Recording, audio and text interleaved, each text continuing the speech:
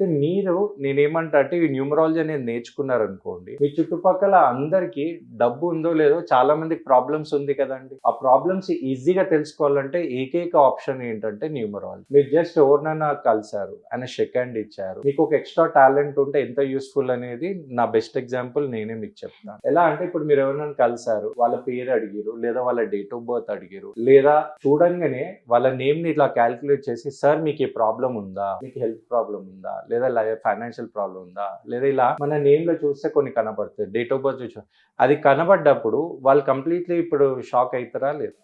Yeah! అంటే ఇక్కడ మీరు వాళ్ళదే నుంచి ఏమి ఇన్ఫర్మేషన్ తీసుకోకుండా మీరే ఇన్స్టెంట్ గా చెప్తున్నప్పుడు ఒక మనిషికి ఒక ట్రస్ట్ అండ్ బాండ్ అనేది ఏర్పడుతుంది. అయితే చాలా మంది నా దగ్గర ఏంటంటే కొంతమంది సాఫ్ట్వేర్ ప్రొఫెషనల్సే కానివ్వండి, లేకపోతే ఎన్నో వేరే ఫీల్డ్ ఉన్న వాళ్ళు కూడా వచ్చి న్యూమరాలజీ పెట్టుకొని సక్సెస్ఫుల్లీ వాళ్ళు న్యూమరాలజీ కూడా స్టార్ట్ చేసిన రోజులు ఉంది.